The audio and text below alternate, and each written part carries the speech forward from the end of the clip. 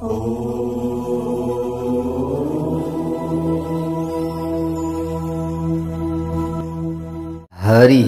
ओम स्वस्ति श्री गणेशाय नमः। ओम नमो भगवते वासुदेवाय। सुवर्णदण्डमण्डित प्रचण्ड चारुचामरं गृहप्रदेन्दुसुन्दरं युगक्षण प्रमोदितं कवीन्द्रचित्तरञ्जकं महाविपत्तिभञ्जकं षडाक्षरस्वरूपिणं भजे गजेन्द्ररूपिणं भजे गजेन्द्ररूपिणं। जय श्री हरि, जय श्री राधे। आज पनि हजुरहरु समक्षमा श्री गणेश पुराण लिएर आउने क्रममा धर्ममार्ग युट्युब च्यानलको माध्यमद्वारा श्री गणेश पुराणका कथाहरू श्रवण गराउने क्रममा म टिका पौडेल उपस्थित भइसकेको छु। हो प्यारा प्यारा भक्त सज्जन वृन्दहरू, श्री गणेश पुराण भित्रका कथा प्रसंगहरू श्रवण गर्दै आउने क्रममा हामीले क्रीडा खण्ड भित्रका कथा प्रसंगहरू श्रवण गर्दै गर्दा उनै महोत्कट भगवानका विभिन्न लीलाहरूलाई हामीले श्रवण गर्दैछौं, जो कश्यप र अदितिका नन्दन यानी कि कश्यप र अदितिका पुत्रका रूपमा, छोराको रूपमा स्वयं श्री गणेशजीले अवतार लिनुभएको छ।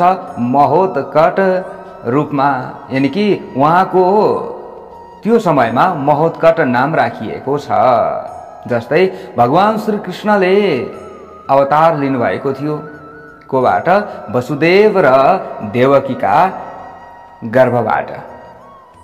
जो साक्षात श्री नारायणले अवतार लिएर श्री कृष्णको रूपमा आउनु भएको थियो हो। त्यसरी नै श्री गणेशजीले पनि सत्य युगमा अदिति र कश्यप ऋषिबाट उहाँले यसरी पृथ्वीमा अवतरित हुनुभएको थियो र उहाँको त्यो समयमा नाम महोत्कट थियो, हामीले यसरी बुझौं। र भगवान श्री रामजीले जसरी पृथ्वीमा अवतार लिनुभएको थियो को साक्षात श्री नारायण नै त हुनुहुन्छ भगवान श्री राम। उहाँले पनि त त्रेता युगमा पृथ्वीमा अवतार लिएर अनेक दुष्टहरूको नाश गर्नुभयो। रावण आदि, कुम्भकर्ण आदि यी दुष्टहरूको, खर दूषण आदि दुष्टहरूको नाश गर्नुभएको थियो। कसलाई माता पिता बनाएर आउनु भएको थियो त भन्दा दशरथ राजालाई पिता बनाएर, र जो कौशल्या माता हुनुहुन्थ्यो उहाँलाई माता बनाएर आउनु भएको थियो। हेर्नुहोस्, भगवान श्री राम पनि हो। यसरी नै भगवान जो उनै विघ्नहर्ता हुनुहुन्छ श्री गणेशजी हुनुहुन्छ, उहाँले पनि कश्यप र अदितिलाई माध्यम बनाएर दुष्टहरूको संहार गर्नका लागि जब जब पृथ्वीमा नि अनेक दुष्टहरूको साम्राज्य चल्छ, दुष्ट शासकहरूले शासन चलाउन थाल्दछन् र अति हुन्छ, अति नभइन्जेलसम्म खति हुँदैन। हो प्यारा भक्त सज्जन वृन्दहरू, पापको घडा भरिनु पर्छ कि हुन त पाप अलिअलि गर्दा गर्दै गर्दा गर्दै घडा भरिने हो। र दुष्ट शासकहरूले यसरी पृथ्वीमा राज्य सञ्चालन गर्दा गर्दै जनतालाई पीडा त हुन थाल्दछ, तर पापको घडा त भरिएको हुँदैन त्यो समयमा।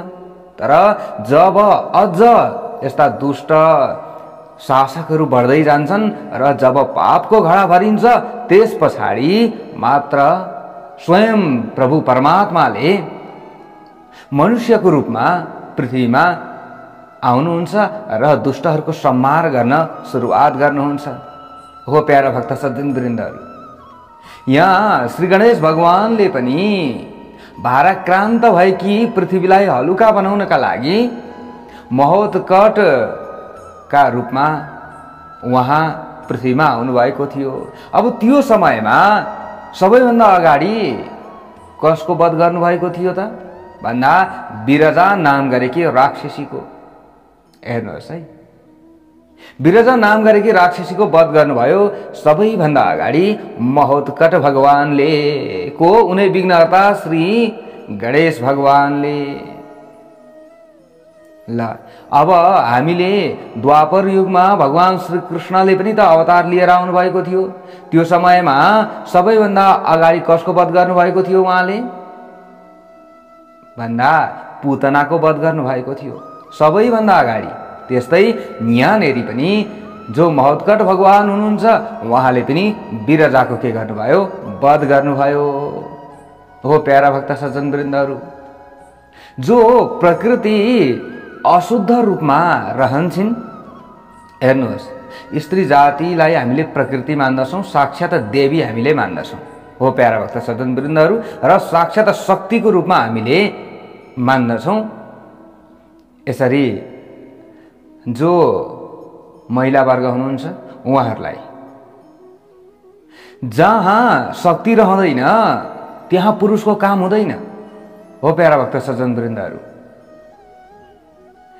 जब शक्ति एकदम शक्तिमती रहन्छन्, यानी कि शक्तिमान रहन्छन्, भरपूर हिसाबमा शक्ति सम्पन्न रहन्छन् भने मात्र त्यहाँ पुरुषको काम हुन्छ।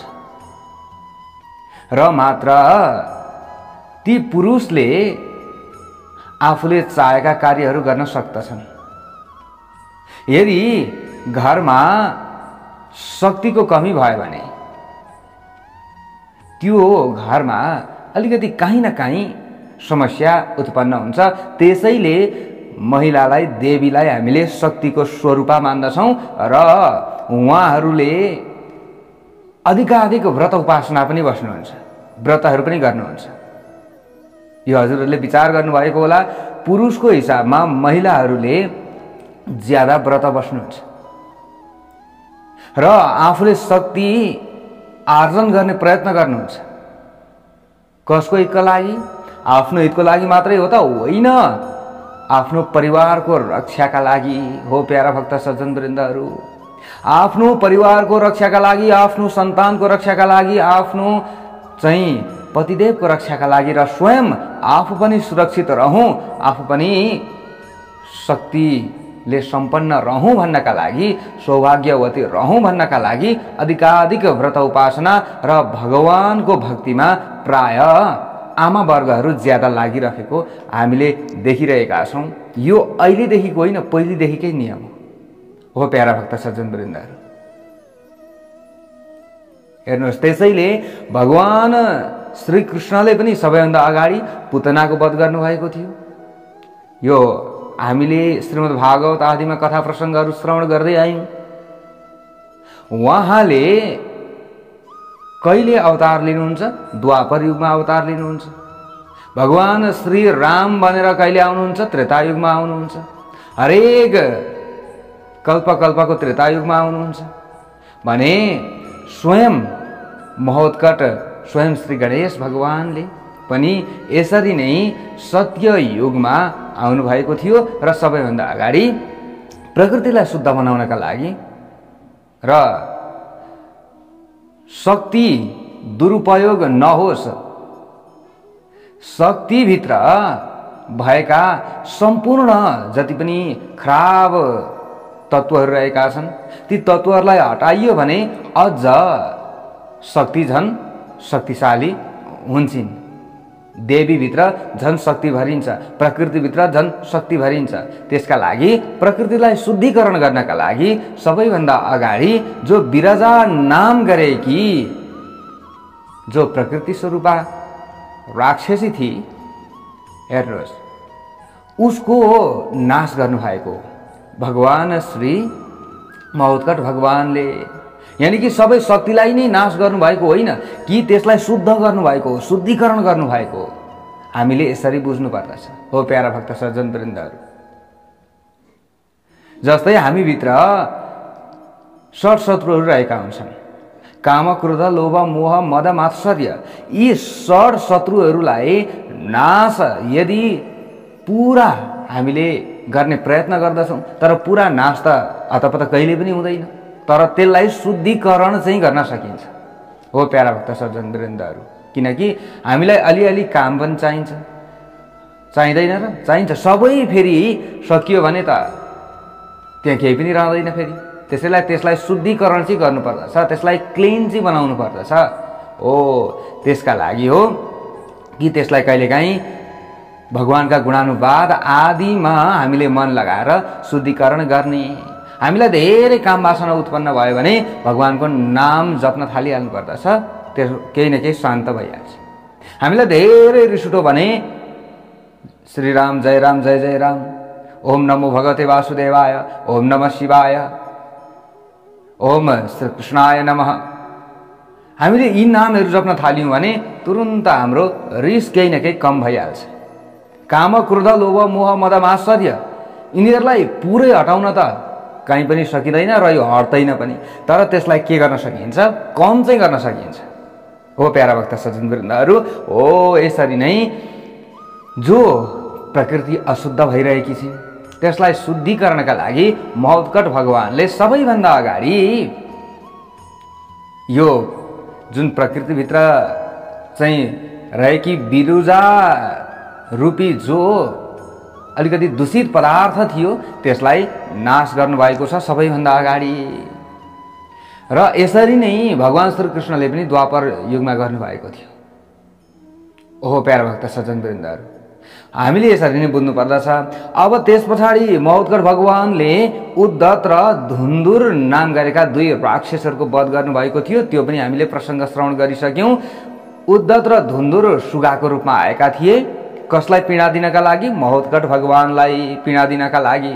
तर तुरुन्त महोत्कट भगवानले, श्री गणेश भगवानले सुगाको पनि उद्धार गरिदिनु भयो। सुगा रूपी उद्धत र धुन्धुर नाम गरेका राक्षसहरूको पनि उद्धार गरिदिनु भयो। अब त्यस पछाडि 4 वर्षको उमेरमा चित्र गन्धर्वलाई श्राप परेर ऊ गोही बनेका थिए। त्यो गोहीको पनि महोत्कट भगवानले, श्री गणेश भगवानले उद्धार गरिदिनु भयो। अब त्यस पछाडि विधाता, पिङ्गाक्ष, विशाल, पिङ्गल र चपल 5 जना राक्षसहरूले फेरि महोत्कट भगवानलाई दुःख दिनका लागि, पीडा दिनका लागि उद्यत भए, आए, ब्राह्मणको रूप धारण गरेर आए। तर महोत्कट भगवानले 5 जनालाई 5 वटा अक्षता यसो मन्त्रणा गरेर मात्र फ्याँकिदिनु भएको थियो। उनीहरू त्यही समयमा स्वाहा भए। भक्तवत्सल भगवानको जय होस्। त्यतिखेरै यी 5 जना राक्षसहरूको पनि उद्धार गरिदिनु भयो महोत्कट भगवानले। अब त्यस पछाडि कश्यप ऋषि र अदिति माताले सल्लाह गर्नुभयो कि अब व्रतबन्ध संस्कार गरिदिनु पर्दछ भनेर व्रतबन्ध संस्कारका लागि तयारी भएको थियो र व्रतबन्ध संस्कार पनि भयो। सबै देवी देवताहरूले आफूले जे सकेका चीज पदार्थहरू महोत्कट भगवानलाई टक्र्याए, दिए। तर इन्द्रलाई अहंकार आयो। लहेरौँ, इन्द्रलाई अहंकार आयो। अरे कहाँका यी बालक, यिनलाई मैले के दिनु पर्दछ र? पर्दैन, मलाई पो यिनले मान्ने हो त। सबै देवी देवताहरूले यिनलाई ढोगिरहेका छन्, मलाई यो मन परेन। न मलाई यो मन पर्दैन, यो भएन यो तरिका। इन्द्रले यो सोचे।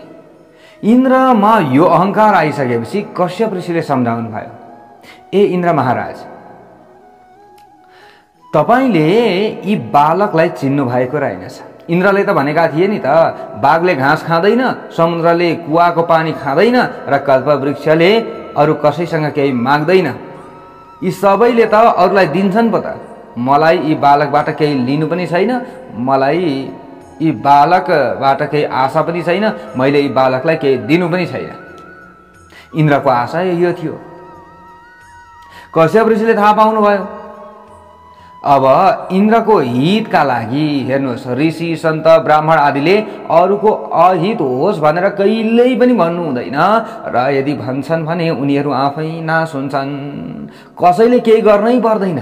हो प्यारा भक्त सज्जनवृन्दहरू, यदि गुरु भएर अरूको अहित कसैले चाहन्छ भने, यदि ब्राह्मण भएर अरू कसैको अहित चाहन्छ भने, आफ्ना शरणमा आएका भक्तहरूको अहित चाहन्छ भने, अथवा हेर्नुहोस् अरू कसैको विरोध गरिरहन्छ भने, गुरु भएर अथवा ब्राह्मण भएर भने ऊ कुनै न कुनै समयमा पतित भएरै छाड्दछ कि यस्तो पतित हुन्छ कि फेरि अरूका सामुन्नेमा उसले मुख देखाउन नसक्ने हुन्छन्।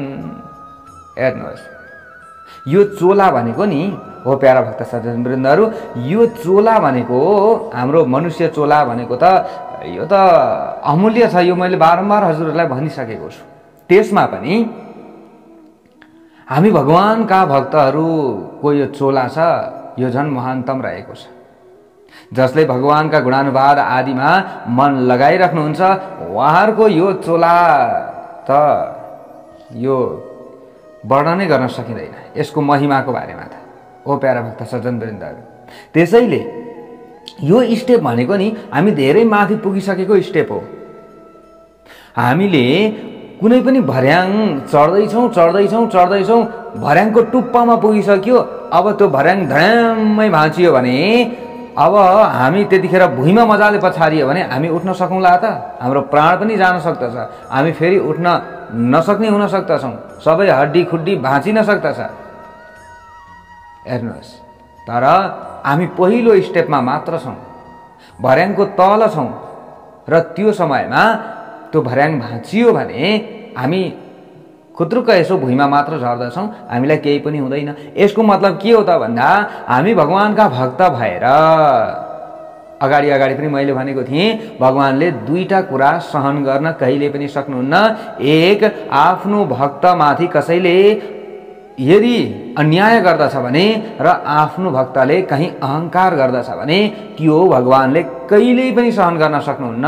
कुनै न कुनै माध्यमद्वारा उसको त्यो अहंकारलाई तोडिदिनुहुन्छ अथवा आफ्नो भक्तमाथि कसैले अन्याय गर्दछ भने त्यो अन्याय गर्ने व्यक्तिलाई दण्ड अथवा सजाय कुनै न कुनै माध्यमद्वारा अवश्य दिनुहुन्छ प्रभु परमात्माले। हो प्यारा भक्त सज्जनवृन्दहरू, मैले भन्न खोजेको के हो भने जस्तै हामी भगवानका भक्तहरू हौँ, हामी भक्ति मार्गमा लागिसकेका छौँ, धर्म मार्गमा लागिसकेका छौँ कि कोही पनि अलिकति यो भनेको स्टेप माथिल्लो स्टेप हो।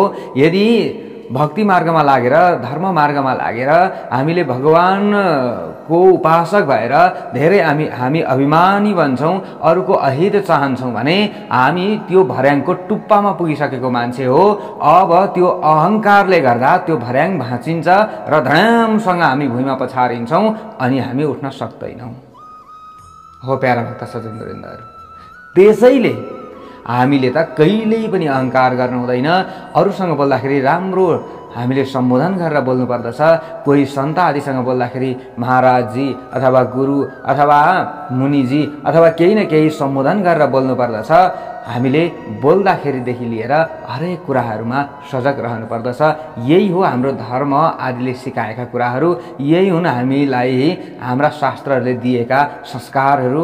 जसमा संस्कार रहन्छ, जसभित्र धर्म रहन्छ, जसले यी विभिन्न शास्त्र आदिले बताएका कुराहरूलाई पालना गर्न सक्नुहुन्छ उहाँहरू नै श्रेष्ठ हुनुहुन्छ र उहाँहरूको अधोगति पनि हुँदैन र उहाँहरू नै मोक्ष स्वरूपमा प्राप्त हुनुहुन्छ। हो प्यारा भक्त सज्जनवृन्दहरू, जुन हीरा हो नि, जुन बहुमूल्य चिजवस्तु छ नि, हो त्यही बहुमूल्य चिजवस्तुहरूलाई धेरै मूल्य लगाएर महन्तम व्यक्तिहरूले किनेर लगेर सजाउँछन् घरमा। हो प्यारा भक्त सज्जनवृन्दहरू, त्यस्तै हाम्रो यो शरीर दुर्लभ छ, त्यसमा पनि हामी भगवानका भक्तहरूको यो शरीर दुर्लभ छ। उनी प्रभु परमात्माले त हाम्रो यो शरीरलाई लगेर उहाँ आफ्नो समीपमा राख्नुहुन्छ। हो त्यस्तो महन्तम कार्य हामीले गरिरहेका छौँ। हो प्यारा भक्त सज्जनवृन्दहरू, त्यसैले भगवानका भक्तले कहिले पनि अहंकार गर्नु हुँदैन। तर यहाँ इन्द्रले फेरि अहंकार गरिरहेका छन्। हामीले बुझ्न खोजिरहेको कुरा यो हो कि भगवानका भक्तले कहिले पनि अहंकार गर्नु हुँदैन। अरूले अहंकार गर्दा बरु त्यति साह्रो ठुलो असर नहोला, तर हामीले यदि अहंकार गरियो, अरूको कुरा काट्यो, अरूको अहित चिताइयो भने हामी जति फेरि खराब व्यक्ति कोही पनि हुँदैन। कसको दृष्टिमा? उनै प्रभु परमेश्वरका दृष्टिमा, उनै ईश्वरको दृष्टिमा। अब हेर्नुहोस्, भगवानको भक्ति नगरी पनि धर छैन, धर्छ त छैन। फेरि पनि जन्मनु, फेरि पनि मर्नु, फेरि पनि गर्भैतिर गइपर्नु, कतिन्जेलसम्म यो हामीले यो चक्कर काटिरहने। त्यो डर पनि छैन। अब हामीले भगवानको भक्त बनिसकेपछि अब हुन त धेरै कठिनको विषय पनि होइन फेरि यो, यस्तो गाह्रो हुँदो रहेछ, यस्तो अप्ठ्यारो हुँदो रहेछ होइन, सहज छ भगवानको भक्तिको मार्ग। यति हो कि हामीले सबैका लागि राम्रो चिताउने हो। अब राम्रो चिताउनै पर्दछ भन्दाखेरि चाहिँ हामीले यस्तो गर्नु पर्दो रहेछ भनेर भन्न थालियो भने फेरि हामी अलिकति खराब भइयो। तर यो नराम्रो कुरा हो त होइन नि त, नराम्रो कुरा होइन। त्यसैले राम्रो कुरालाई नै शास्त्रहरूले विशेषतः महत्त्व दिएका हुन् र हामीले पनि त्यसैलाई वर्णन गर्ने हो। र यदि हामीमा अहङ्कार आउँछ भने तुरुन्तै अहङ्कार नाश हुन्छ। कसरी नाश हुन्छ त? अब यहाँ हेर्नुहोस्, इन्द्रको अहङ्कार कसरी नाश हुन्छ त? अब इन्द्रलाई अहङ्कार आएको छ, यी बालकलाई मैले के दिनु पर्दछ, मैले किन ढोग्ने, यी बालकलाई किन ढोग्ने मैले? अब कश्यप ऋषिले सम्झाउनु भयो, हे इन्द्र महाराज, यत्राद्भुतानि कर्माणि यत्र शुच्च गुणाकरः स नमस्यश्च पूज्यश्च ब्राह्मणोऽपि च निर्गुणः। हे इन्द्र, यी बालक निर्गुण ब्राह्मण भए तापनि यिनमा अद्भुत कर्म र गुणका खजनाहरू छन्। तसर्थ यिनको पूजा र वन्दना गर्नु पर्दछ। तपाईले यो कुरा नभुल्नु होला। तपाईमा त अहङ्कार आएको छ। अगाडि भन्दै हुनुहुन्छ, अयन्तु मद्गृहे कोऽपि ह्यवतीर्णः परः पुमान् अनिर्वाच्य गुणोहीनो गुणैस्त्रीभिरनावृतः। यी बालक मेरो घरमा सामान्य बालकका रूपमा जन्मेका होइनन् है। हे इन्द्र महाराज, होइनन्। तपाईले त साधारण बालकको रूपमा सम्झिँदै हुनुहुन्छ। यी त महापुरुष भगवानकै अवतार हुन्। इनका गुणको महिमा बताउन कहिले पनि सकिँदैन। सत्व रज तम गुणदेखि बाहिर रहेका यी आत्मस्वरूप हुन्। जसले यिनको विरोध गर्दछ त्यो आफ्नो पदबाट च्युत अवश्यै पनि भएर छाड्दछ, अवश्यै च्युत हुन्छ। यसमा कुनै पनि संशय छैन। एतद विरोधम यः कुर्यात् सपद भ्रंसितामियात्। ल, जसले भगवानको विरोध गर्दछ ऊ त पतित भएरै छाड्दछ। त्यसैले तपाईले त पूजा गर्नु पर्थ्यो, गर्नु भएन। यिनका अद्भुत कर्महरूको विषयमा म बताउँदैछु, तपाईलाई सुन्नुहोस्। एक पटकको कुरा हो, विरजा नामक डरलाग्दी राक्षसको हत्या यिनै बालकले गरेका थिए। तर यिनले त्यसकै हत्या गरे र त्यो 2 योजनसम्म फैलिएकी जो विरजा राक्षसी थिए, जसले यिनै बालकको हत्या गर्नका लागि आएकी थिए, उसमा अहङ्कार थियो, दम्भ थियो। हत्या गर्न आई, तर यिनै बालकले ती विरजा नाम गरेकी राक्षसीको वध गरिदिए। उद्धत र धुन्दुर नामक 2 घमण्डी दैत्यहरू सुगाको रूप लिएर आए मार्न भनेर यिनलाई नै। तर यिनै बालकले पखेटा समातेर फनी घुमाएर ढुङ्गामा पछारिदिए। यिनीहरूको प्राण त्यतिखेर चढ भयो। त्यति मात्रै हो र? चित्र गन्धर्व नामक राक्षस पानीमा गोहीको रूप लिएर आएका थिए। पानीमा खेलिरहेका बालकको स्पर्श मात्र पाएर तिनले दिव्य शरीर धारण गरे। हारऊ र तुम्बुरु नामक गन्धर्वहरूको अहङ्कार नाश गर्न यिनले पाञ्चायन देवताको 5वटै मूर्ति अपहरण गरे। पछि मूर्तिको खोजी हुँदा यिनले आफूलाई 5 मूर्तिका रूपमा देखाइदिए। म भित्रै हेर, तिमीहरूले 5वटा मूर्ति म भित्रै देख्न पाउँछौ। म नै हुँ, म नै हुँ शिव, म नै हुँ विष्णु, म नै हुँ देवी, देवीको शक्ति रूपवाला, म नै हुँ सूर्यको शक्ति रूपवाला। 5वटा मूर्ति आफ्नै शरीरमा देखाइदिए। यिनले आफ्नो घरमा आएका सबै मानिसहरूका सामु व्रतबन्धको समयमा 5वटै राक्षसलाई मारिदिएका थिए। यसरी कश्यप ऋषिले बताउनु भएको कुरा सुनेर देवराज इन्द्रले अब अगाडि गएर भन्दछन्, नदृष्टोस्य गुणोत्कर्षस् तावन् मान्यो भवेत् कथम्। मैले यी बालकका चमत्कारपूर्ण गुण आफ्नै आँखाले देख्न पाएको छैन। हे कश्यप, हे ऋषि, अरूले सुनाएका भरमा मैले यिनलाई कसरी सम्मान गर्ने? म त जे अगाडि देख्छु नि त्यसलाई मात्र प्रमाण मान्दछु। यसकारण आफूले देखेपछि मात्र विश्वासपूर्वक यिनको मान्यता गर्न सकिन्छ, नत्र म मान्यता गर्न सक्दिनँ। इन्द्रलाई यो घमण्ड आयो। कश्यप ऋषिले सम्झाउँदा पनि ब्रह्माजीले अगाडि गएर भन्नुहुन्छ वेदव्यासजीलाई, ततो दिदेश वायुंस नयैनम व्योममण्डलम। त्यस पछाडि अब इन्द्रले वायुलाई आदेश दिए। हेर्नुहोस् है, इन्द्रको सुल्याई, अब यहाँ इन्द्रको बठ्याइ कस्तो छ। इन्द्रले वायुलाई आदेश दिए, यी बालकलाई तिमीले आकाश मण्डलमा पुर्याऊ उडाएर। वायुले पनि इन्द्रको आज्ञा पाएर प्रलय कालको प्रचण्ड वायु चाहिँ डरलाग्दो रूप लिएर आए र सम्पूर्ण संसारलाई भयभीत बनाउँदै र पर्वतहरूलाई कम्पायमान बनाउँदै हावाहुरी अब यी वायुले चलाउन लागे। अब वायु चल्न थाल्यो, हावाहुरी चल्न थाल्यो। ऋषिहरूले सबैको संहार गर्ने प्रलय काल हुन् यो भनेर भन्न थाले। अरे त्यो समयमा कसैले होइन होइन त्यस्तो त नहुनु पर्ने हो भन्न थाले। एक अर्कामा तर्कहरू चलिरहेका छन्। ऋषिहरू डरले काँपिरहेका थिए, अत्यन्त दुखी थिए। त्यस पछाडि ठूलो शक्तिका साथ आएको आँधी बेरीले बालकलाई उडाउने प्रयास गर्यो। उडाउने प्रयास गरिरहेको छ आँधीले। त्यस तरिकाले यसरी अब वायुले बालकलाई उडाउने प्रयास गरिरहेको छ। त्यति विधि डरलाग्दो प्रचण्ड वायुको वेग चल्दा पनि अब बालक बसेको आसन हल्लिँदैन बा। पर्वतहरू हल्लिएको जस्तो देखिरहेका छन्, तर यी बालक त कति पनि हल्लिँदैनन्, कति पनि कम्पित भएनन् र बालकको सानो रौँमा पनि कुनै कम्प आएको छैन। यसरी बालकको तेजबाट वायु परास्त भइरहेका छन्। इन्द्रले त आदेश दिएका थिए कि बालकलाई उडाएर आकाशमा पुर्याऊ, मेरो शक्ति देखाइदेऊ भनेर भनेका थिए। तर वायुले कति गर्दा पनि ती बालकलाई उडाउन सकेनन्। वायु अन्तिममा परास्त भए र इन्द्रले अब वायुको यो कुरा सुनिसकेपछि फेरि रिसले चुर भए र अग्निलाई आदेश दिए। त्यस पछाडि वायुले उडाउन सकेनन्, अब अग्निलाई आदेश दिए, हे अग्नि तिमीले यी बालकलाई डढाइदेऊ गएर। रिस उठिरहेको छ हेर्नुहोस् है इन्द्रलाई। मलाई नमान्ने अरूले यो सानो फुच्चे बालकलाई मान्ने। ए अग्नि गएर यी बालकलाई डढाइदेऊ। आज मैले यिनको शक्ति हेर्नु परेको छ। इन्द्रको आज्ञालाई शिरमा धारण गरेर अग्नि बालकका सामु आए। स्वर्गीय मर्त्य पाताल र अरू लोकलाई डढाउँदै डढाउँदै डढाउँदै अब बालकका समीपमा अग्नि पुगे। सम्पूर्ण रुखहरूलाई खरानी तुल्याए। अब अग्निले डर देखाउँदैछन् नि पहिले त, अब म तिमीलाई डढाउँछु हेर भनेर वरिपरिका रुखहरूलाई पनि डढाइसके अग्निले।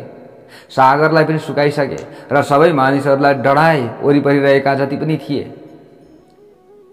यस्ता खालका अग्निलाई देखेर कश्यपका जति पनि त्यहाँ आएका पाहुनाहरू थिए भाग्न थाले तारउता। बालक छोराले तत्काल नै रोगीले औषधिको गोली निले चाहिँ अब महोत्कट भगवानले अग्निलाई नेलिदिनु भयो। भक्तवत्सल भगवानको जय हो। अब यस अगाडि जब भगवान महोत्कटले अग्निलाई पनि निलिदिनु भयो, अग्निलाई निलिदिसकेपछि अब महोत्कट भगवानले कस्तो स्वरूपलाई धारण गर्नुभयो त। अग्निलाई जब बालकले निलिसकेपछि क्रोधले आँखा राता राता गराएका अब इन्द्रले ती बालकलाई कस्तो रूपमा देखे त, बालकले कस्तो रूपलाई धारण गरेका थिए त। अब हेर्नुहोस् इन्द्रलाई त रिस उठिरहेको छ नि त। वायुलाई पठाएँ, वायुलाई पनि परास्त गरे। अग्निलाई पठाएँ, अग्निलाई नि निलिदिए। इन्द्रले राता राता आँखा बनाइरहेका छन्। अब बालकले पनि कस्तो स्वरूपलाई धारण गरे त भन्दा 1000 भन्दा बढी आँखा भएका र ती आँखाहरूबाट सारा संसारको दृश्य साक्षात्कार गरिरहेका, असंख्य शिर भएका, अनन्त कानले सुहाएका, असंख्य हात र पाउ भएका, आफ्नै अगाडि यस्ता पुरुषार्थ भएका सूर्य र चन्द्रमालाई आँखा बनाएर संसारको दृश्य हेरिरहेका, आफ्नो शिरद्वारा आकाशको स्पर्श गरिरहेका, तलका 7वटा पातललाई चरण बनाएका, माथिका 7 लोकलाई शिर बनाएका र चम्किरहेका, अनन्त सूर्यको प्रकाश धारण गर्ने अनन्त इन्द्रहरूद्वारा सेवित अनन्त ब्रह्मा र शिवजीले सुहाएका, आफ्ना रौँमा अनन्त ब्रह्माण्ड धारण गरिरहेका अवस्थामा अब इन्द्रले बालकलाई देखे। त्यो समयमा महोत्कट भगवानले यो स्वरूपलाई देखाइदिनु भयो। इन्द्रले आँखा राता राता बनाइरहेका छन्। जसरी डुम्रीका वृक्षमा फेददेखि टुप्पासम्म असंख्य फल लटरम्म रहेका हुन्छन् र डुम्रीका फलभित्र असंख्य लामखुट्टे किरा रहेका हुन्छन्, त्यसै गरी एक एक रोमाञ्चमा असंख्य ब्रह्माण्ड धारण गर्ने ती बालकलाई हेर्दा भ्रान्तिमा परेका इन्द्र श्री गणेशले धारण गर्नुभएका अनन्त ब्रह्माण्ड मध्ये एउटा ब्रह्माण्ड भित्र अब पसे। त्यस पछाडि त्यहाँ तिनले स्वर्गीय मर्त्य पाताल धरती पर्वत स्थावर जंगम देखिरहेका थिए, जसरी वनकेराको कोसाभित्र असंख्य दानाहरू लागेका हुन्छन्। त्यसै गरी रहेका असंख्य संसारलाई इन्द्रले त्यहाँ देखे। चित्त भ्रान्त भएका इन्द्र चारैतिर घुम्न थाले अब र चारैतिर घुमी घुमी हेर्न लागे, तर कहीँबाट पनि निकासको बाटो देखेनन्। अब भित्र पसेका छन्, बाहिर निस्कने बाटो देख्दैनन्। त्यस पछाडि अब भग्न मनरथ एवं निराश इन्द्रले टाउको झुकाएर गजानन रूप बालकको अब प्रार्थना गर्न थाले। इन्द्र चकित भए। भगवान श्री गणेशले त्यो रूपलाई धारण गरिदिनु भयो र त्यो रूपलाई धारण गरिसकेपछि अनेक ब्रह्माण्ड मध्ये एउटा ब्रह्माण्ड भित्र इन्द्रलाई पसाइदिनु भयो। अब इन्द्रले भित्रभित्र अनेक यस्ता विभिन्न धरतीहरूलाई देखिरहेका छन्। अब बाहिर निस्कने प्रयास गर्छन्, बल गर्छन्, निक्लन सक्दैनन्। अन्तिममा अब इन्द्रले प्रार्थना गर्न थाले। भूभार हरणार्थम यो जातः कश्यप नन्दनः अचिन्त्यो महिमा यस्य किमु वर्ण्यो भवेन् मम। पृथ्वीको भार हरण गर्न कश्यप पुत्रका रूपमा पैदा हुनुभएका भगवानको महिमा मेरो सानो विचारद्वारा व्यक्त हुन सक्दैन। म कसरी त्यस्ता भगवानको गुणगान गरौं? हे देवताका पनि देवता, हजुरको फैलिएको छातीभित्र म अल्मलिरहेको छु। मलाई यहाँबाट निकास दिनुहोस्। मैले 12 वर्षसम्म घुम्दा पनि पार पाउन सकिन। हेर्नुहोस्, अब इन्द्रलाई यस्तो लागिरहेको छ कि मैले त 12 वर्ष बिताइसकेँ, तर पनि बाहिर निस्कन सकेको छुइनँ। यो भ्रान्तिमा अब इन्द्र परिरहेका छन्। हेर्नुहोस् है, हजुरको छातीमा मैले 14 भुवनको दर्शन गरेँ। ती भुवनहरू ठाउँ ठाउँमा संयुक्त भएर रहेका थिए भने ठाउँ ठाउँमा वियुक्त भएर रहेका थिए। हजुरको प्रत्येक रोमाञ्चमा रोम रोममा मैले एउटा ब्रह्माण्डको दर्शन गरिरहेको छु। हजुरको विस्तृत समष्टि स्वरूप र अल्प विस्तृत व्यष्टि स्वरूपको मैले दर्शन गरिरहेको छु। हजुरको सौम्य रूप र भयंकर रूपको पनि दर्शन गरेको छु। हजुरको अद्भुत र असंख्य मुख र आँखाहरूको पनि मैले दर्शन गरेको छु। संसारका आँखालाई क्षुब्ध बनाउने, आँखाबाट तेजोमय दैत्य एवं दानवले भरिएका, मानव तथा देवताले परिपूर्ण यक्ष राक्षस पिशाच आदिले सहित र 4वटा विशाल महासागरहरूलाई पनि आफूमा समाहित गर्ने विचित्रको स्वरूप पनि मैले देखेको छु। हे विश्वका निर्माता भगवान, हजुरले आफ्नो डरलाग्दो तेजमय रूपलाई शान्त तुल्याई बक्सियोस्। मेरो मोह र गर्व सबै गएको छ। अब हे संसारका स्वामी, हजुरको कृपाबाट मैले हजुरको नित्य सम्झना गर्ने बुद्धि पाएको छु। म मन वचन बुद्धि र वाणीले हजुरको शरणमा परेको छु। हे भक्तका प्यार भगवान, हजुरले कश्यपका छोराका रूपमा जस्तो लीला गर्दै हुनुहुन्थ्यो त्यही रूप मलाई देखाइ बक्सियोस्। म अब अहंकारले रहित भएको छु हे प्रभु भन्दै इन्द्रले बारम्बार स्तुति गर्न थाले। ब्रह्माजीले अगाडि गएर भन्नुहुन्छ, एवं यावत् प्रार्थयते स्वात्मानं जातदे तावदेव सः समा सभा मध्य गतं तञ्च ददर्श ब्रह्मचारिणम्। इन्द्रले यसरी प्रार्थना गरिसकेपछि ती बालकले आफूलाई व्रतबन्ध यज्ञको सभाका बीचमा रहेका ब्रह्मचारीका रूपमा अब परिणत गर्नुभयो। फेरि आफ्नो त्यो स्वरूपलाई हटाइदिनु भयो। यो स्वरूप इन्द्रले मात्र देखिरहेका छन्। हो प्यारा भक्त सज्जन वृन्दहरू, इन्द्रले पनि अब ब्रह्मचारीका रूपमा उहाँ परिणत हुनु भइसकेपछि उहाँलाई देखे। त्यस पछाडि इन्द्रले सबै मुनिहरूका सामु भुइँमा पस्रिएर साष्टाङ्ग दण्डवत प्रणाम गरे। भगवानले इन्द्रको यो अहंकारलाई तुरुन्त तत्क्षणमा नष्ट गरिदिनु भयो। हो प्यारा भक्त सज्जन वृन्दहरू, तर उहाँले इन्द्रलाई दुःख त दिनु भएन।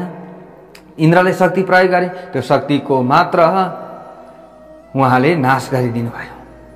चकित इन्द्रले अब लाज र हर्षको अनुभूति गरिरहेका थिए। त्यो समयमा हेर्नुहोस् है, अब मुन्टो निहुराइरहेका थिए, शिर ठाड बनाउन सकेनन्। मैले त साधारण बालक सम्झिएर वायुद्वारा पनि उडाउनका लागि प्रयोग गरेँ, अग्निद्वारा डढाउनका लागि प्रयोग गरेँ, तर मैले सकिनँ। मुनिका आँगनमा शान्त रूपमा देखिनुहुने र लीला गर्न भनी मानिसको रूप लिनुभएका विचित्र ब्रह्मचारीको इन्द्रले देवता र मानिसका सामु अब फेरि स्तुति गर्न थाले। जाने नत्वा नन्त शक्तिं परेशं विश्वात्मानं विश्वबीजं गुणेशं विश्वाभासं विश्ववन्द्यं त्रिसत्यं त्रिधाभूतं जन्म रक्षार्थी हेतुं। हे परमेश्वर, अनन्त शक्तिले सुहाउनु भएका सबभन्दा ठुला देवता, विश्वमा व्याप्त भई विश्वात्माका रूपमा रहनुभएका, विश्वलाई जन्माउने बीजका रूपमा रहनुभएका, गुणहरूका स्वामी, विश्वलाई प्रकाशित गर्ने, विश्वद्वारा वन्दनीय भूत भविष्यत र वर्तमान तीनै समयमा रहनुहुने, संसारको सृष्टि पालन र संहारका लागि ब्रह्मा विष्णु र महेश्वरका रूपमा प्रकट हुनुहुने हजुरलाई म जान्न सक्दिनँ। हे प्रभु, एक रूप, नित्य रूप, सतचित आनन्द रूप, सबैका स्वामी, कारणका पनि कारण हजुर होइबक्सिन्छ। ईश्वर सबैका चेष्टाका कारण पनि हजुर होइबक्सनु भएको छ। हजुरलाई म श्रद्धापूर्वक बारम्बार नमस्कार गर्दछु। हे ईश्वर, सबैका अधिपति, सबै विद्याका स्रोत, सबै आत्माका परमात्मा, सबै ज्ञानका कारण, सबैभन्दा पर रहनुभएका, वाणी र मनबाट पनि दृष्टिमा नआउनुहुने, सबैमा म भनेर रहनुहुने र सम्पूर्ण विज्ञान स्वरूप हजुरको म बारम्बार वन्दना गर्दछु। यसरी इन्द्रले बारम्बार स्तुति गरे र प्रणाम गरेर पूजा गरे। पूजा गरिसकेपछि अब इन्द्रले ती बालक रूप परमेश्वरलाई आफ्नो आयुध अंकुश अब दिए र दुई सेविकाहरूका साथमा कल्प वृक्ष पनि प्रदान गरे। त्यस पछाडि स्मरण गर्न साथ सम्पूर्ण सिद्धि प्रदान गर्ने अब विनायक भनेर नाम इन्द्रले राखिदिए। हेर्नुहोस्, भक्तवत्सल भगवानको जय होस्। विनायक नाम कसले राखिदिएका रहेछन्? इन्द्रले राखिदिएका रहेछन्। ल त्यस बेला त्यहाँको वातावरणमा जय जयकारको ध्वनि गुन्जिन थालो। विभिन्न वाद्य वादन आदि बज्न थाले। पहिले बालकले आफ्नो विचित्र रूप देखाउँदा प्रतिकूल रूपमा बग्न थालेका नदीहरू अहिले पूर्ववत शान्त भएका थिए।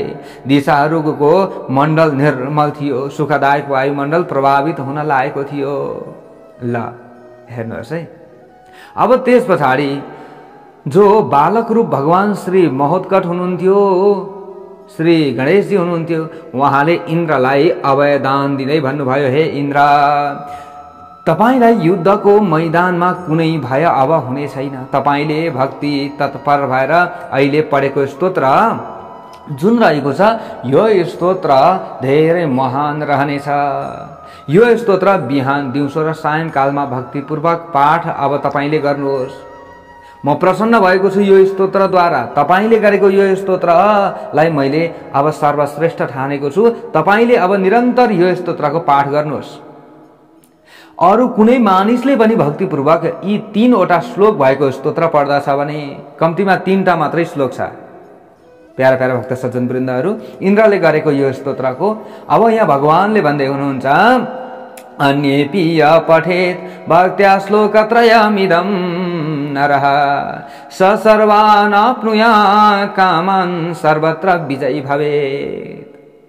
कोही पनि व्यक्तिहरूले यो 3वटा श्लोक भएको स्तोत्र पढ्दछ भने त्यसले सबै प्रकारका कामनाहरूको फल प्राप्त गर्नेछ र सर्वत्र विजय प्राप्त गर्नेछ।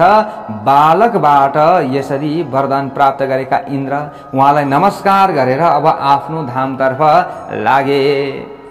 त्यहाँ आएका नरनारीहरू पनि बालकलाई नमस्कार गरेर हर्षपूर्वक आफ्नो धामतर्फ अब लाग्दा भए। अगाडि गएर अब ब्रह्माजीले फेरि भन्नुहुन्छ, ततस्तु सप्तमे वर्षे प्रवृत्तेऽसौ विनायकः स्नात्वा नित्याविधिं कृत्वा मुकुटभ्राजिमस्तकः। ब्रह्माजीले भन्नुहुन्छ वेदव्यासजीलाई, हे वेदव्यासजी, अब इन्द्रहरू र सम्पूर्ण देवताहरू सहित त्यहाँ आएका जति पनि व्यक्तिहरू थिए ती सबै आफ्नो घरतर्फ अथवा धामतर्फ लागे। अब लागिसकेपछि अगाडि के भयो त? अब यसरी देवराज इन्द्र पनि स्वर्गतर्फ फर्किसकेपछि 7 वर्षको उमेरमा श्री गणेश भगवानले एक दिन हो स्नान गर्नुभयो। उहाँ 7 वर्षको उमेरमा प्राप्त भइसक्नु भएको छ। उहाँले अब एक दिन स्नान गर्नुभयो। स्नान त जहिले पनि गर्नुहुन्थ्यो, तर यहाँनिर बताउँदै हुनुहुन्छ ब्रह्माजीले नित्य विधि सकेर स्नान गर्नुभयो, नित्य आफूले गर्ने विधि सक्नुभयो। यो एक दिनको कुरा हो र सिंहमा सवार हुनुभयो उहाँ र मस्तकमा मुकुट धारण गर्नुभयो र 4 हातमा अंकुश, परशु, कमल र पास पनि धारण गर्नुभयो। उहाँले हातमा दण्ड र शरीरमा मृगचर्म धारण गर्नुभएको थियो। उहाँका कानमा रत्न र सुवर्णले बनेका 2 कुण्डल शोभायमान भएका थिए। त्यो समयमा उहाँले रेशमी पीताम्बर, कमण्डलु र कुश पनि धारण गर्नुभएको थियो। श्री गणेशले निधारमा कस्तुरीको तिलक र चन्द्रमालाई धारण गर्नुभयो। घाँटीमा मोतीको हार र नाभिमा शेषनागलाई कन्दनी बनाएर धारण गर्नुभएको थियो। यसरी धारण गर्नुभएका श्री गणेशले लीलापूर्वक ठूलो अब गर्जन गर्नुभयो। उहाँ 7 वर्षको हुनुहुन्थ्यो। श्री गणेशको गर्जन सुनेर बादल गर्जेको हो कि भनी भ्रान्तिमा परेका काकाकुलहरूले मुख बाएका थिए। अब पानी पर्छ भनेर काकाकुलले मुख बाएर ठाडो घाँटी गर्न थाले। हेर्नुहोस् है, अब गणेशजीको गर्जनबाट तर्सेका महानदीहरूले आफ्नो जललाई तरङ्गित बनाएर आकाश मण्डलमा सिंचन गरे। श्री गणेशको यो स्वरूप देखेर माता अदिति र पिता कश्यप पनि ज्यादै प्रसन्न हुनुभयो र उहाँहरूले भन्नुभयो, हामी धन्य छौँ र हाम्रा पूर्वज पनि धन्य भएका छन्। त्यसै बेला काशीराज कश्यप ऋषिको अब आश्रममा आइपुगे। हेर्नुहोस् है त, काशीराज कश्यप ऋषिको आश्रममा आइपुगे। त्यसै बेलामा अब के हुन्छ त अगाडि भन्दा परस्पर आलिङ्गन गरेर अब काशीराज र महर्षि कश्यप पनि त्यो समयमा प्रसन्न भए। एक आपसमा उहाँहरूले आलिङ्गन गर्नुभयो, एक आपसमा नमस्कार गर्नुभयो, आफ्ना आसनमा विराजमान हुनुभयो। त्यस पछाडि कश्यप मुनिले 6 प्रकारका रसहरूबाट तयार गरिएको स्वादिष्ट भोजनद्वारा काशीराजको स्वागत पनि गर्नुभयो र तृप्त पनि बनाउनुभयो। भोजन पछाडि विश्राम गरिसकेका काशीराजसँग महर्षि कश्यपले, तपाईँ के कति कारणले यहाँ आउनु भएको हो? पुण्यका प्रभावले तपाईँको दर्शन पाएको छु आज मैले र म पनि कृतार्थ भएको छु भन्दै अब यसरी भन्नुभयो। कसले? कश्यप ऋषिले। अब कश्यप ऋषिले यसरी भनिसकेपछि ब्रह्माजीले अगाडि भन्नुहुन्छ। कश्यप ऋषिको कुरा सुनेर काशीराजले, म राज्य व्यवस्थामा लागेको हुँदा हजुरसँग भेटघाट गर्न पाइरहेको थिइनँ र आज हजुरसँग भेटघाट गर्नका लागि आएको हुँ। त्यसैले धेरै समय पछाडि भए पनि आज हजुरसँग भेटघाट गर्न आएको हुँ। राज्यमा आफूले खट्नु परेका कारणले गर्दा अहिलेसम्म भेटघाट गर्न पाएको थिइनँ। हे कश्यपजी, हे ऋषिवर, मैले छोराको विवाह गर्ने सोच बनाएको छु। त्यसै उपलक्ष्यमा हजुरलाई निमन्त्रणा गर्नका लागि यहाँ आएको हुँ। हजुरको दर्शन पाएर म पनि कृतार्थ भएको छु। हजुर मसँग काशी जानु पर्दछ र मेरो छोराको विवाह सम्पन्न गरिदिनु पर्दछ। तपाईले मेरो छोराको विवाह गराइदिनु पर्दछ भनेर यसरी काशीका राजाले बिन्ती गरे। काशीराजले, हजुर नहुँदा मेरो छोराको विवाह प्रशंसनीय र परिपूर्ण हुने छैन। मेरो त्यो उत्सव हजुरको उपस्थितिबाट गौरवपूर्ण हुनेछ। हजुरको यो महत्त्व बुझेर नै म आफै हजुरलाई लिन भनेर आएको छु। यसरी काशीराजले काशीबाट धेरै टाढाबाट कश्यप ऋषिलाई लिन पुग्नुभयो। एक दिनको कुरा हो। हेर्नुहोस् है, हामीले कुनै पनि गुरुहरूलाई यदि धेरै सम्मान गर्दछौँ, विश्वास गर्दछौँ भने टाढा टाढाबाट पनि गुरुहरूलाई बोलाएर आफ्नो घरका कार्यहरूलाई सम्पन्न गराउन लगाउँदछौँ। त्यसरी नै यहाँ काशीराजले पनि कश्यप ऋषि धेरै टाढा हुनुहुन्थ्यो तर पनि आफै जानुभयो लिन र निमन्त्रणा गर्नुभयो कि मेरो घरमा छोराको विवाह हुँदैछ। हजुरले जसरी पनि त्यहाँ पाइलो टेक्दिनु पर्दछ र मेरो घरलाई पवित्र गरिदिनु पर्दछ। गर्ने गराउने अरू पनि हुनेछन्, तपाईँले चिन्ता लिनु पर्दैन। तर तपाईँले यति हो कि मेरो घरमा पाइलो टेक्दिनु पर्दछ। ऋषि, सन्त, महन्त, ब्राह्मण आदिको पाइला यदि आफ्नो घरमा पर्दछ भने त्यो घर पुण्यदायी रहन्छ, यानि कि पवित्र रहन्छ। त्यो घर के हो? तीर्थ हो। त्यो घर परिवारका जति पनि पितृहरू रहेका छन् उनीहरू नाच्न थाल्दछन् अरे पितृलोकमा। आहा, आज त हाम्रा सन्ततिका घरमा साधु सन्त ब्राह्मण आदिको आगमन भएको छ, हामीलाई विभिन्न समस्या परिरहेको थियो भने पनि हामीलाई शान्ति महसुस भएको छ, हामीलाई आनन्द आएको छ भनेर पितृहरू पनि प्रसन्न रहन्छन् अरे र आफ्ना सन्तति आदिलाई आशीर्वाद दिन्छन् अरे। हो प्यारा भक्त सज्जनवृन्दहरू, त्यसैले काशीराजले कश्यप ऋषिलाई बिन्ती गरे गएर। अब कश्यप ऋषिले भन्नुभयो, हे राजन, म अहिले चतुर्मास व्रत गरिरहेको छु। प्यारा भक्त सज्जनवृन्दहरू, के भन्दै हुनुहुन्छ कश्यप ऋषिले? मैले अहिले चतुर्मासको व्रत गरिराखेको छु। हेर्नुहोस् प्यारा भक्त सज्जनवृन्दहरू, हामीले पनि चतुर्मासको व्रत गर्न सकियो भने हामीलाई धेरै ठुलो पुण्य मिल्छ कि चतुर्मास 4 महिनाभरि हामीले हजुरहरूलाई जानकारी गराउनेछौँ अवश्य पनि। र सकिएछ भने चतुर्मासको व्रत कथा पनि हामीले श्रवण गर्नेछौँ। हेरौँ अब कस्तो समय रहन्छ। प्यारा प्यारा भक्त सज्जनवृन्दहरू, अब निर्जला एकादशी आउन लागेको अवस्था छ अनि हामीले जुन हरिसहिनी एकादशीदेखि हरिबोधनी एकादशीसम्मलाई चतुर्मास भनेर भन्ने गर्दछौँ। 4 महिना रहन्छ।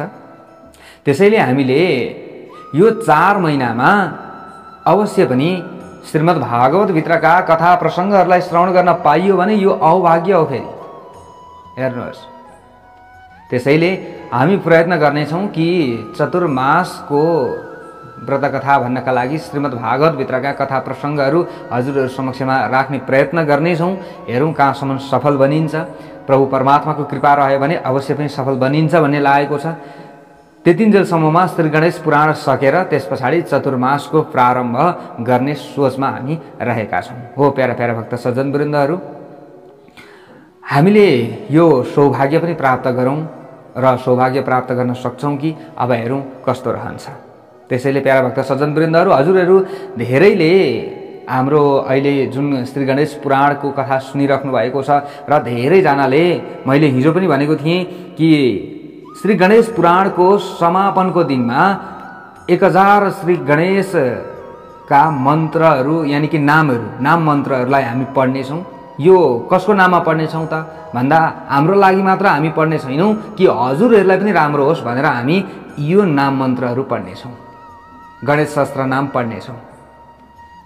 त्यसको पुण्य हजुरहरूले पनि लिनुहोला। हजुरहरूका पनि कुल पितृहरू प्रसन्न रहन् र हजुरहरूका पनि सम्पूर्ण विघ्नहरू नाश भएर जाउन्।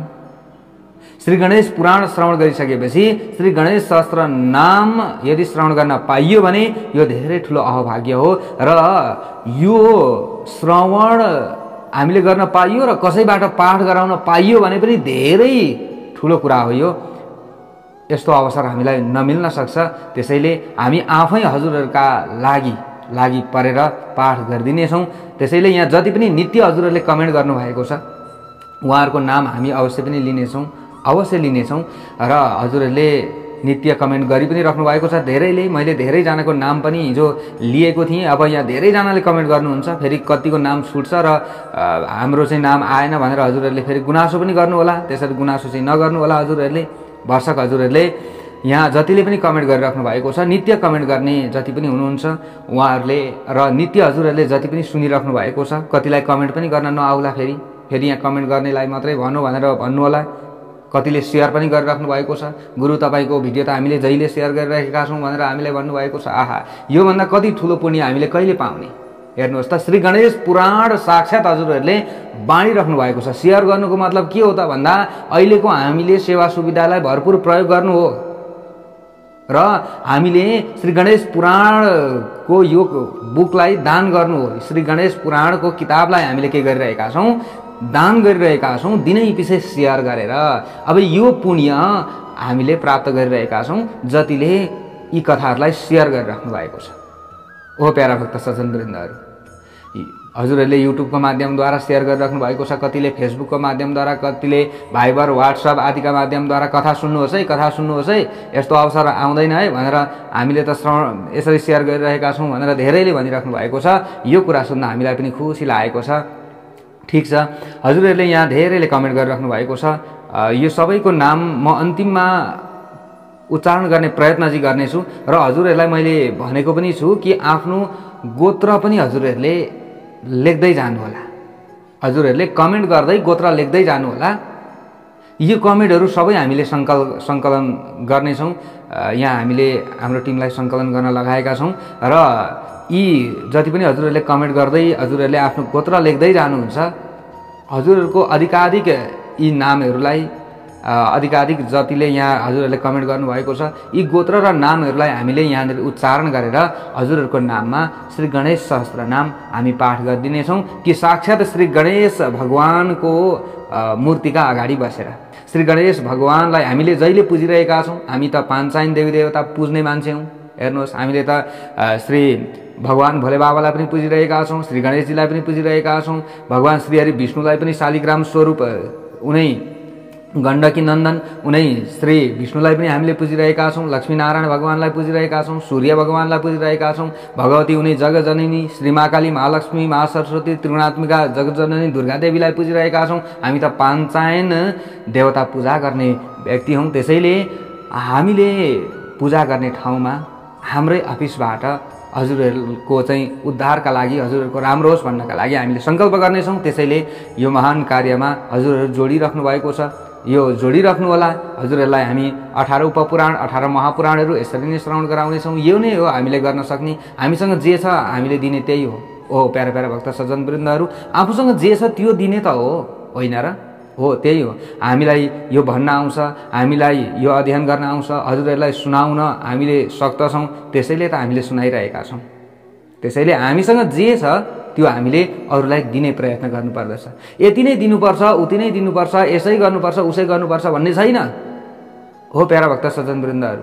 त्यसैले हजुरहरूले आफूले के सक्नुहुन्छ, भिडियो सेयर गर्न सक्नुहुन्छ कि अरूलाई श्री गणेश पुराण सुन्नुपर्छ है। अब 18 उपपुराण धर्ममार्ग युट्युब च्यानलबाट आउँदैछ, 18 महापुराण धर्ममार्ग युट्युब च्यानलबाट आउँदैछ, यसलाई श्रवण गर्नुपर्छ है।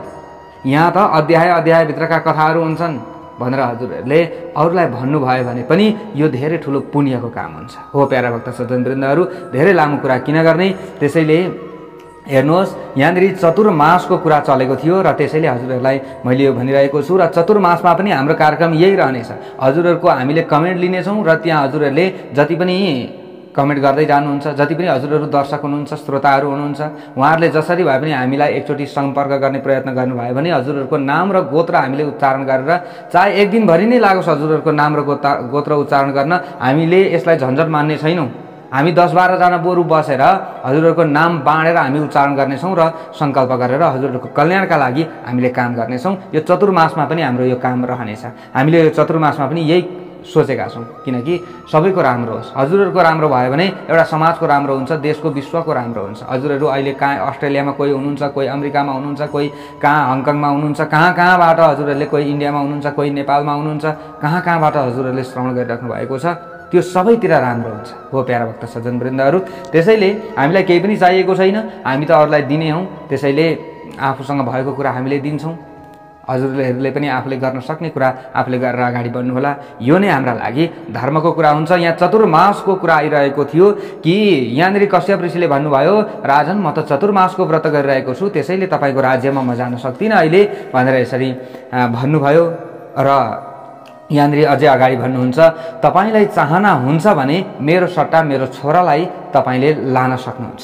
म त जान सक्दिनँ, मेरो छोरालाई हजुरले लिएर जानुहोस्, यसरी कश्यप ऋषिले आज्ञा दिनुभयो। राजाले भन्नुभयो, हे ऋषिवर, हजुरले छोरालाई मसँग पठाउनुहोस् न त। त्यसो भए हजुर त व्रतमा बस्नु भएको रहेछ, चतुर्मासको कथा हजुरले भनिराख्नु भएको छ, चतुर्मासको व्रत हजुरले बसिराख्नु भएको छ, त्यसैले हजुरको छोरालाई भए पनि जिम्मा दिनुहोस्, म लिएर जान्छु। यसरी काशीराजले भनिसकेपछि अब छोरालाई लिएर काशीराजले रथमा सवार भएर अब काशीतर्फ जान लागे।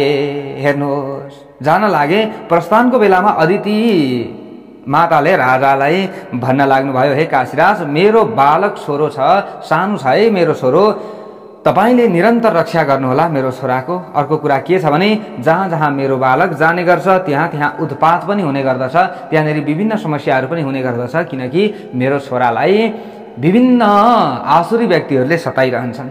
आँखाका परेलीहरूले आँखाको नानीको रक्षा गरे जस्तै मैले मेरो पुत्रको रक्षा गर्नुपर्ने हुन्छ र मैले त्यसरी नै रक्षा गरिरहेको थिएँ।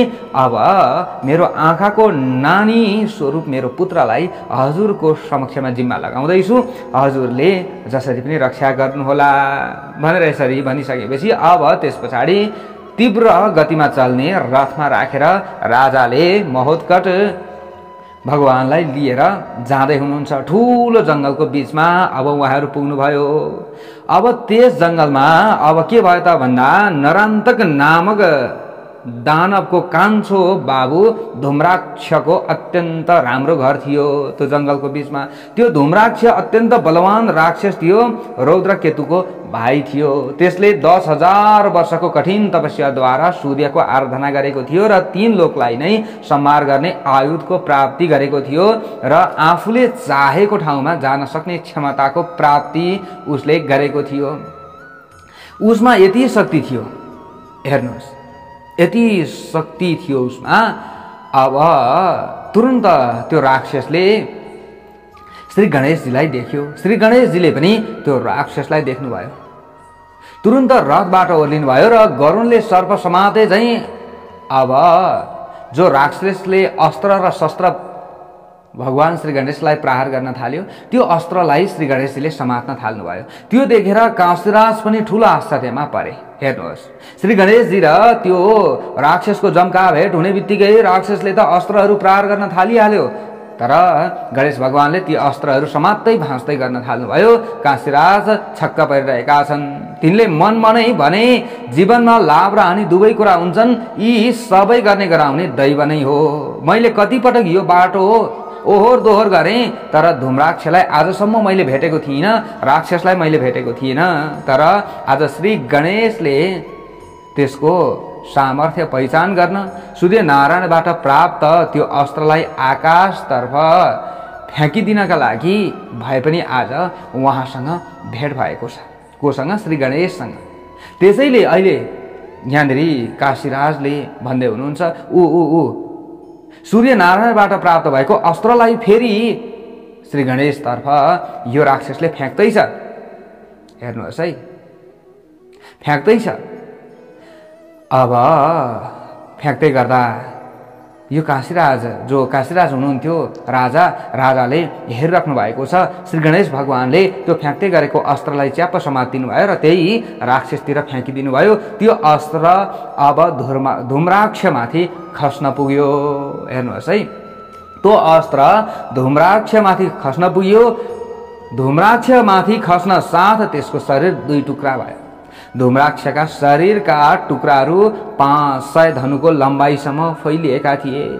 पिताको सेवामा नित्य लागिरहने धुम्राक्षका छोरा जगन र मनु पिताको त्यो हालत देखेर अत्यन्त रिसाए र त्यसबेला तिनले आफ्ना सामु श्री गणेशलाई देखेर उहाँलाई देखेपछि प्रलयकालका यमराजले झैं मुख फैलाई खान भनी अब अगाडि बढे। तिनले काशीराजलाई समातेर भने, किन तिमीले यो बच्चा ल्याएर आयौ? यसबाट हाम्रो पितालाई मरायौ? काशीराजलाई समातेर पो अब यी धुम्राक्षका छोराहरूले भन्न थालेछन्, पुरानो समयमा नरान्तकले तिमीमाथि अत्याचार गर्दा मेरा पिता धुम्राक्षले तिम्रो रक्षा गर्नुभएको थियो, त्यो बिर्स्यौ तिमीले? आज बडो प्रयत्नले तिमीले उहाँलाई मराएका छौ, तिमी कृतज्ञ रहेछौ। अब अगाडि गएर यी काशीराजले ती दानवहरूका कुरा सुनिसकेपछि अत्यन्त काशीराज व्याकुल भए र काँप्न थाले। तिनले मनमा नै भने, मैले बच्चालाई किन लिएर आएछु? यो मेरा लागि मृगी रोग जस्तै भयो। नरान्तकले रिसाएर र मेरो राज्यलाई अपहरण गर्ने प्रयत्न गरेको थियो। त्यो समयमा, त्यो परिस्थितिमा अरू कसले मेरो रक्षा गर्थ्यो र? हो, तपाईहरुले ठिकै भन्नुभयो, धुम्राक्षले नै मेरो राज्यको रक्षा गरिदिएका थिए त्यो समयमा। हो, तपाईहरुकै पिताले मेरो राज्यको रक्षा गरिदिएका थिए। ठिकै छ, यो गल्ती भयो। मैले त यस्तो हुन्छ भनेर सोचेकै थिइनँ। त्यसपछि अब शपथ खाँदै यिनले भने, हे मित्र हो, मैले मित्र जस्तै ठान्दछु तिमीहरूलाई, किनकि तिमीहरूका पिता धुम्राक्षले मेरो राज्यको रक्षा गरेका थिए। मैले यो बच्चालाई तपाईहरुमाथि आक्रमण गराउन भनेर ल्याएको त होइन। ए निशाचरहरू, तपाईहरूलाई विश्वास दिलाउन ब्राह्मण र ईश्वरलाई साक्षी राखेर म जस्तो शपथ खान पनि तयार छु। मैले तपाईहरूको पितालाई मराउनका लागि बच्चा लिएर आएको थिइनँ, तर दैव संयोग यो यस्तो भयो कि एक आपसमा लडाईँ हुन पुग्यो र तपाईहरूका पिता मृत्युमा प्राप्त भए।